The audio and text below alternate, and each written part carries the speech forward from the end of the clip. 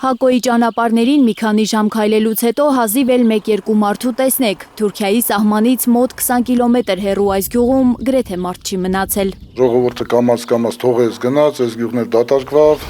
Եզդիաբնակ գյուղում 10-15 ընտանիք է մնացել, հիմնականում 2-3 հոգանոց, բայց ժամանակին այստեղ 120 ընտանիք է ապրել, պատմում է գյուղի բնակիչներից մեկը։ Հիմա շատ տներ դատարկ ու քանդված են։ Այս գյուղը սենց չէր էլի, այս գյուղը շատ լավ գյուղ ա եղել ու անունով 45-ամյա Ղդր Բրոյանը մոտ 1 շաբաթ առաջ է արտերկրից հայրենի գյուղ եկել, չնայած 19 տարեկանից դրսում է ապրել ընտանիքի հետ, ամեն տարի մի քանի անգամ գալիս է։ Չի էլ ուզում մտածել, որ մի օր գյուղում մարդ չի լինի ու մի քանի տասնյակ կողպված դռների պես ամբողջ գյուղի վրա կողպեկ կդրվի։ Որ սենց քանդվել է, ճիշտ ասած, մի քիչ ցավալի է ինչի համար, որովհետև պապեկան գյուղ է էսի։ Էսի մենք ամեն մեկս ինչքան որ կարանք, պետք է գանք այս գյուղը հաստատենք, այս գյուղը պետք է մնա։ 4 եղբայրներով են որոշել գյուղ վերադառնալ, հայրական տունը հիմքից վերանորոգել, ասում է այստեղ իրենց ամենավառ հիշողություններն են։ Այս պահին տան կտուրն են տեսքի բերում։ Մեր աղբերների որոշումը, մեր նպատակը է, որ հորական տունը վերանորոգենք ու այս տունը էդի հնությունը։ Մենք այս տան մեջ մեծացել ենք, էդի երբեք մենք չենք կարող մոռանանք, որ էստե ամեն մի քարը կարամ ասեմ մեր ոտերը կապել են, ստե ապրել ենք, ստե մեծացել ենք, ստե սովորել ենք։ Պատմում է, իրենց տան դուռը երբեք փակ չի լինում, անգամ եթե տանը չեն, լույսն էլ միշտ վառվում է։ Որ մենք արդեն սկսել ենք այստե վերանորոգումը ու շուխուրը էթում է, էլի շատ մարդիկ ուզում են գան իրանց հոր տները վերանորոգեն։ Կգան, կվերանորոգեն, շատերն էլ կմնան ու կապրեն, եթե գյուղում ապրելու մինիմալ պայմաններ ստեղծվեն, ասում է Ղդրը։ Գյուղի ճանապարհներից գոհ են, բայց տրանսպորտ չկա։ Մեկը ուզենա կամ ռայոն էթա, կամ Թալին էթա, անպայման պետք է հարևանին խնդրի, կամ մեկ ուրիշին խնդրի, որ հասնի խոսքի ռայոն կամ մի բան պետքա, մի բան առնի, մի բան բերի։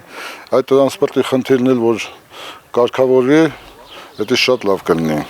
Մոտ 20 կիլոմետր հեռու Թալին մեքենայով են գնում գյուղացիները, որ գոնե առևտուր անեն։ Հակոյում հարևան կանչում խանութ էլ չկա, իսկ բնակիչների մեծ մասը մեքենա չունի։ Այն վաղտերը եղել է, որ առավոտ գալիս էր,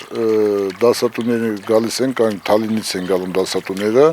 դասատուներին էր բերում ու աբեդին հետ էր տանում, գալամ էթում էր, օրը 2 ռես էր։ Օրը մի անգամ գոնելնի, արդեն ժողովուրդը կիմանա այս ժամին տրանսպորտ անում կամ գազելա կամ ավտոբուսա, գոնե միջև ռայոն էթա գա։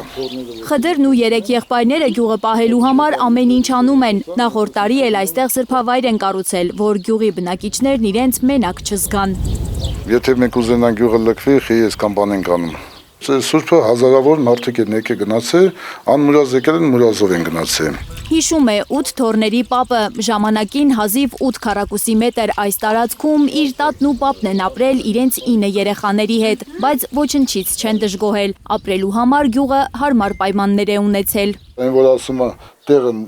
մի քիչ փոքր էր եղել, բայց սրտերը լայն են։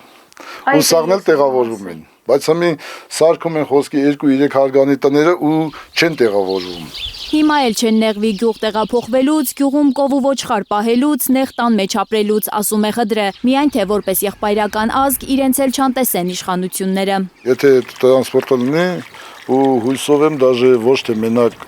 այս գյուղի բնակիչները Ռուսաստանից գան, բայց կարան Հայաստանի լուբոյ տեղն էլ գան ստե խոսքի ապրեն, անասուն պահեն։ Աննա Գյուրնազարյան, Հենրիկ Համազասպյան, Արմեն Ապրեսյան, Հայլուր։